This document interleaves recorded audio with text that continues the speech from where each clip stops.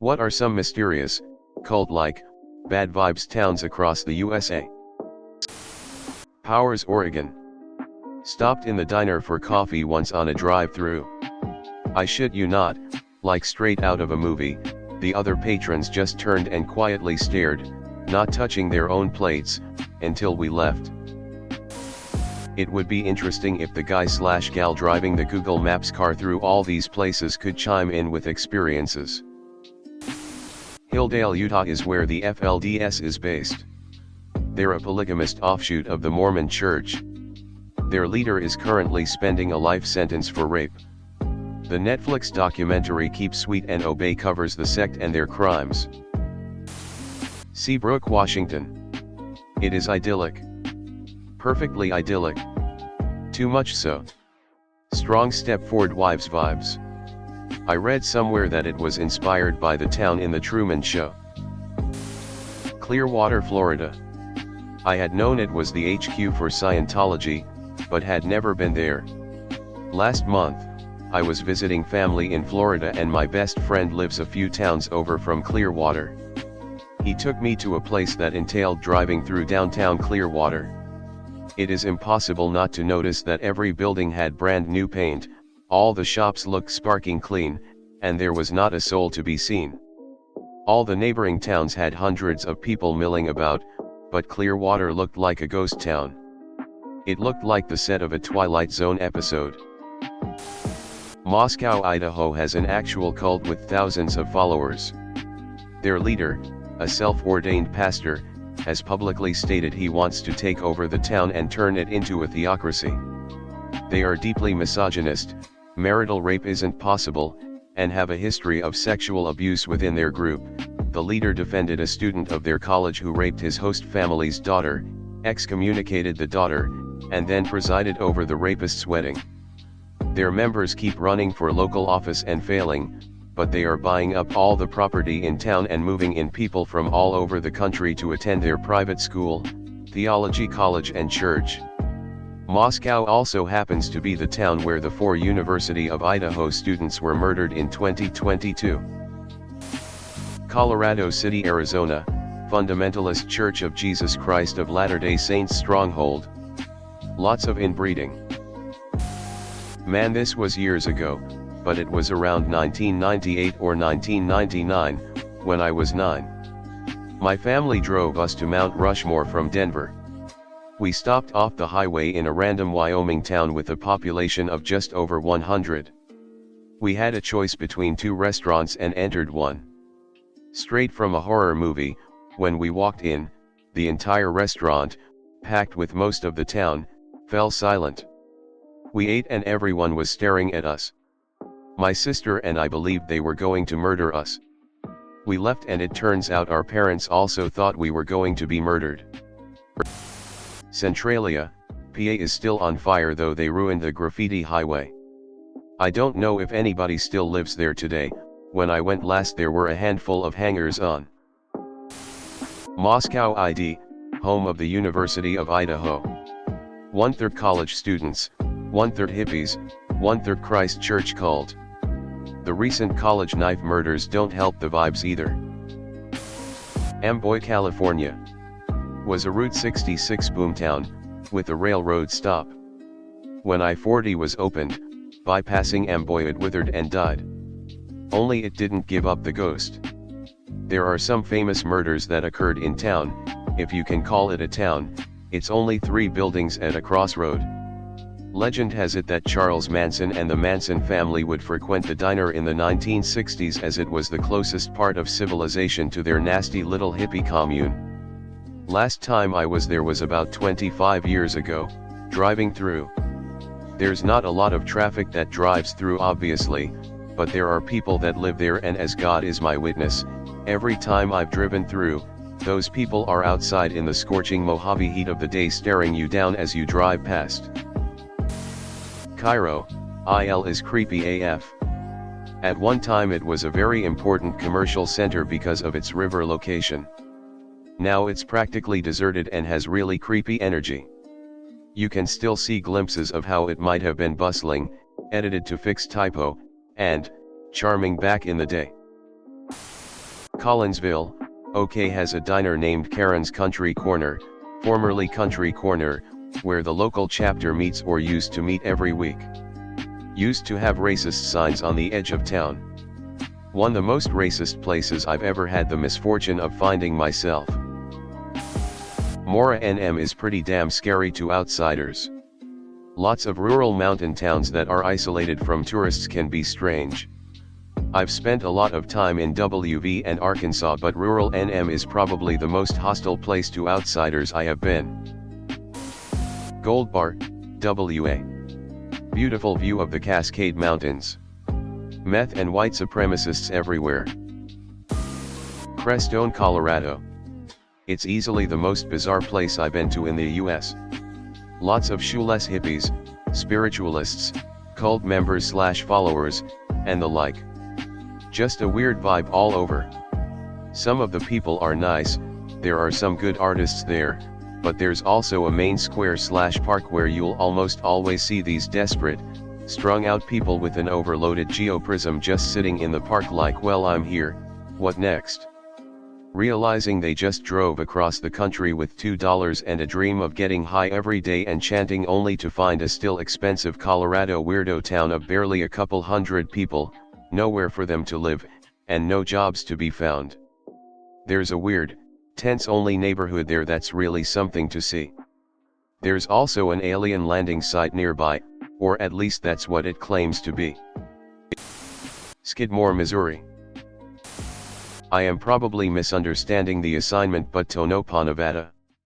The Clown Motel, located next to the Tonopah Cemetery, is a popular place to stay because of all the reports of being haunted by ghost clowns and miners who were killed in the 1911 Belmont mine fire.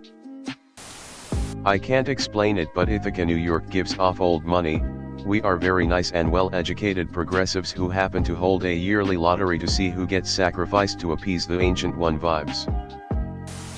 Stopped at a bar in Elko, Nevada on a road trip.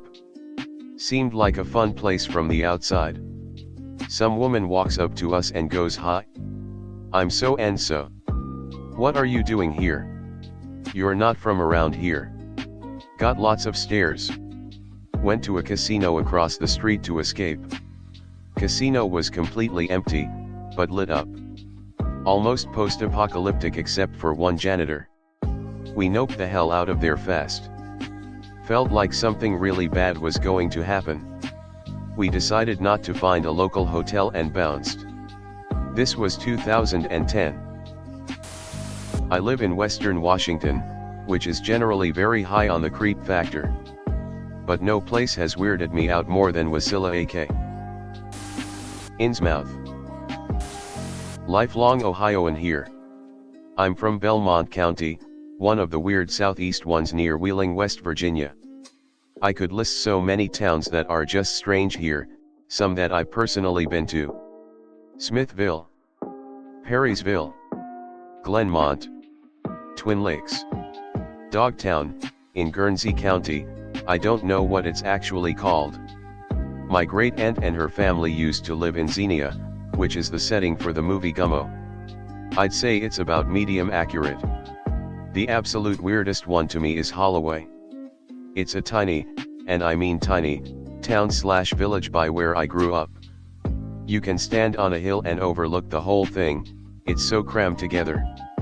The tiny streets still have badly rusted white signs, the houses all look pre-1900 with few signs of updating, and overall it looks completely abandoned, except people still definitely live there. There's a post office and what appeared to be a functioning bar.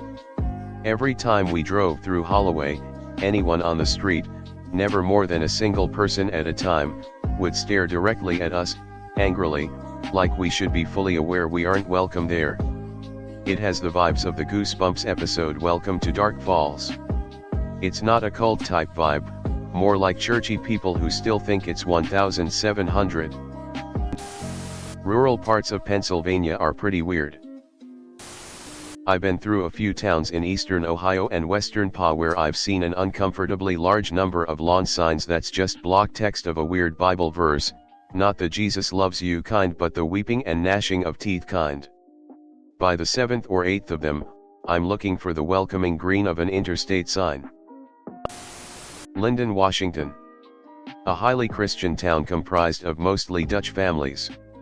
No liquor stores. No weed stores. Illegal to mow your yard on Sundays. I've lived maybe 10 minutes away from it for about 20 years now and only go out there for the fair. Gather round kids, I've got a story. Knoxon, Montana. Father of a 6-year-old and thought we'd try a Easter egg hunt in a place we've never been and do lunch. Pretty big hunt with lots of eggs. Well organized and overall kinda awesome. After the kids bring the eggs they found to the front and exchange for candy. I'm in the line with my excited little guy answering a ton of questions and generally just trying to keep my bundle of squirrels in check. Wasn't paying attention much as we worked up to the table. I look up as the kid hands his eggs up, to a lady in a Daily Stormer hoodie. Daily fucking Stormer. She listened as he chatted away with sincere kindness. After the eggs were counted it was off to the candy exchange. Her husband maybe? Giving the kids high fives and passing out heaps of candy. SS lightning bolts up both sides of his neck. Some runes on his hands, but by that time it was apparent we were in the wrong neighborhood and it was time to go. Plastered a smile on my face, grabbed hold of a little hand and we scooted. On the way out signs were everywhere from conversations to dress to cars in the lot, but I had missed everything. Happy Neo-Nazi Easter everyone. TLDR, we crashed a neo-Nazi Easter egg hunt in Knoxon, Montana. Red Mountain and Johannesburg/Randsburg, California. Creepiest towns to drive through in the Southern California desert on 395. Seems like the spot to go if you are trying to get away from society. Similarly, the Salton Sea towns like Bombay Beach, Slab City, Salton City. Vidor, Texas, just east of Beaumont. It's still a sundown town. Local infrastructure vendors, i.e. telco, power, know to send only white workers to that town for safety. I've been through once, and it just feels off, but I was also traveling with a black friend. Elmore City, okay. It's the town that Footloose is based in. It feels like you're stepping back into the 1950s when you go into the town. In every aspect, if you know what I mean. There's been rumors for years that there is a huge KKK group there.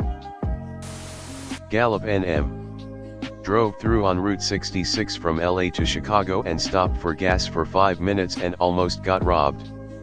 Gallop on through if going that route and get gas before or after.